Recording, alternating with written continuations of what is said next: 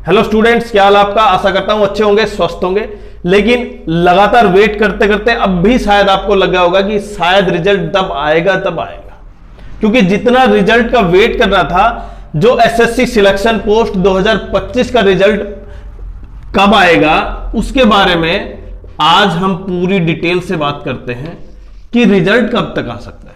क्योंकि यह सबसे पहला पेपर था जो एसएससी ने 2025 के जो नई कंपनी आई थी एडिकिटी उसने लिया था, और इसमें जितनी गड़बड़ी हुई थी वो शायद सबसे ज्यादा थी।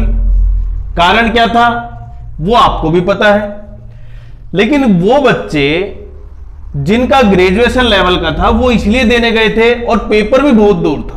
अब पेपर क्या हो रहा है, अब पेपर आपके शहर में हो रहा है। मतलब जो शहर आपने फिल किया, अब तो एसएससी ये भी ले आई कि सेल्फ स्लॉट से आप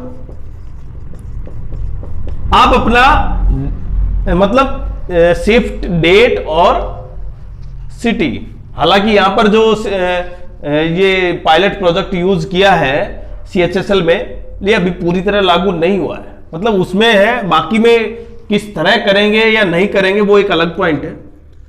लेकिन इसके बाद पेपर हुआ था स्टेनो का, और स्टेनो के बाद हुआ था पेपर जूनियर हिंदी ट्रांसलेटर का। लेकिन उसका रिजल्ट आ चुका है किसका, जूनियर हिंदी ट्रांसलेटर का। जबकि सिलेक्शन पोस्ट में 3 लेवल थे। 10th लेवल का पेपर था, 12th लेवल का पेपर था और ग्रेजुएशन लेवल का पेपर था। और इसमें अलग अलग eastern zone, southern zone, central zone, सब में अलग अलग वैकेंसी थी। और बच्चों के, क्योंकि इसमें क्या है, इसमें स्पेशल क्या होती है, क्वालिफिकेशन होती है, इसलिए बच्चों के चांसेस भी ज्यादा थे। लेकिन जो बच्चे ये समझ रहे हैं ना अभी कि उनका हो जाएगा या शायद उनका क्लियर नहीं होगा, उनके ऊपर भी एक पॉइंट पर जो मेन बनेगा, जो इस सारी मिथ को चेंज कर देगा, वो भी बताएंगे हम। लेकिन सबसे इंपॉर्टेंट है रिजल्ट कब आएगा। देखिए रिजल्ट तो आना चाहिए ना, एक बच्चे को यह लगना चाहिए कि हाँ मेरा ये अगर आ चुका तो ठीक, अब मैं अगले की तैयारी करूं।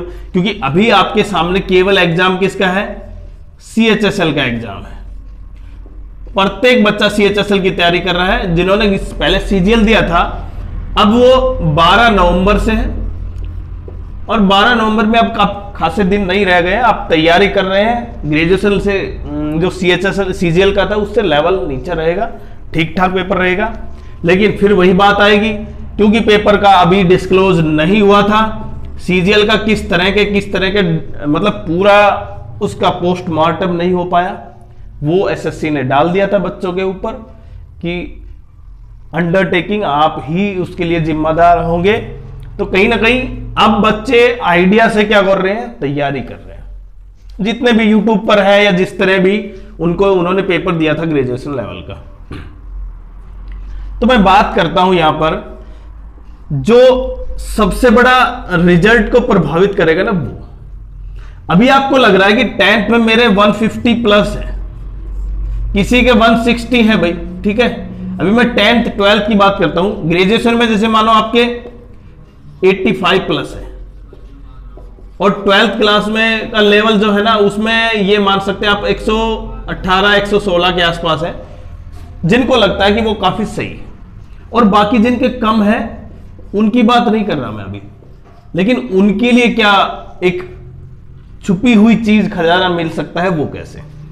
अब जिस शिफ्ट में, क्योंकि देखिए बहुत ज्यादा गड़बड़ी हुई थी, बहुत ज्यादा का मतलब था पेपर पे क्वेश्चन ही रिपीट हो रहे थे, क्वेश्चन के ऑप्शन दिखाई नहीं दे रहे थे, क्वेश्चन दिखाई नहीं दे रहे थे, टाइमिंग का कोई रोल ही नहीं था। मतलब प्रत्येक चीज में गड़बड़ थी। जिन्होंने पेपर दिया उनको पता है इसके बारे में।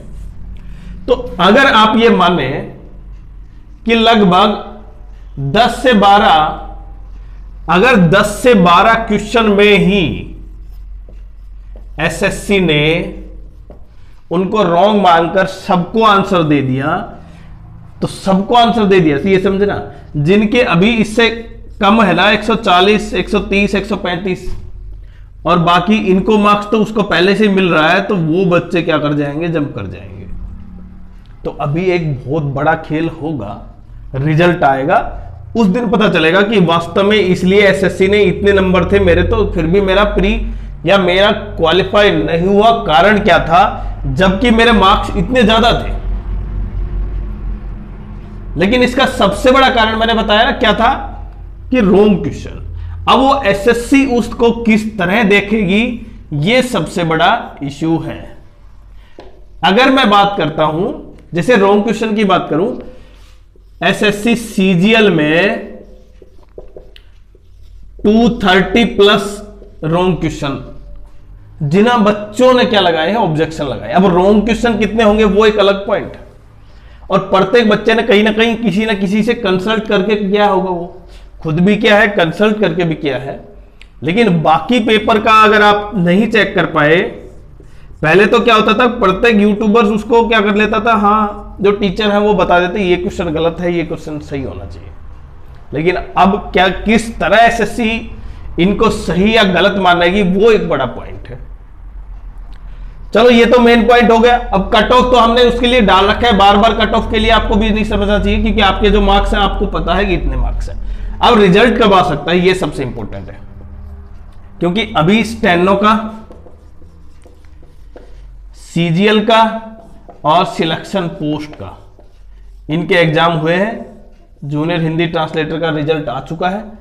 तो कहीं ना कहीं सीजीएल की जितनी हाइप है, हाइप सबसे ज्यादा सीजीएल की है, क्योंकि प्रत्येक बच्चा चाह रहा है, और जबकि सीजीएल में वैकेंसी डिक्रीज हो रही है, तो सिलेक्शन पोस्ट में लगभग रिजल्ट आप देख सकते हैं। हालांकि पहले नंबर पर होना चाहिए था, रिजल्ट नहीं आ पाया, तो आप लगभग देख सकते हैं, लगभग, क्योंकि नवंबर दिसंबर में सीजीएल का रिजल्ट आएगा, दिसंबर में सीजीएल का रिजल्ट है, उससे पहले रिजल्ट आना चाहिए। तो आपका लगभग एंड ऑफ नवंबर से पहले, मतलब एंड ऑफ नवंबर को मैं ये मान सकता हूं 20-22 के आसपास नवंबर में आपका क्या आ जाएगा, रिजल्ट आ जाएगा। किसका, सिलेक्शन पोस्ट का। 20-22 नवंबर के आसपास जितना लग रहा है हमें, उसके बेसिस पर। देखिए बच्चे तो ये भी कहेंगे, अरे सर आपने तो पहले भी कहा था ये आएगा वो आएगा। देखिए जितना आपके पास नॉलेज है, आपको जानकारी है, उतनी हमें जानकारी है, बस थोड़ा सा कहीं से हम इंफॉर्मेशन ले लेते हैं, क्योंकि आप उस चीज पर ध्यान नहीं देते, क्योंकि आपका ये कार्य नहीं, आप पढ़ने पर ध्यान देते हैं, तो हम इन चीजों पर ध्यान दे लेते हैं थोड़ा। बाकी पढ़ाते भी हैं, लेकिन फिर भी थोड़ा सा कहीं ना कहीं आइडिया है, और प्रत्येक चीज के लिए थोड़ा थोड़ा आइडिया हो जाता है कि 20 से 22 नवंबर के आसपास आपका रिजल्ट आएगा।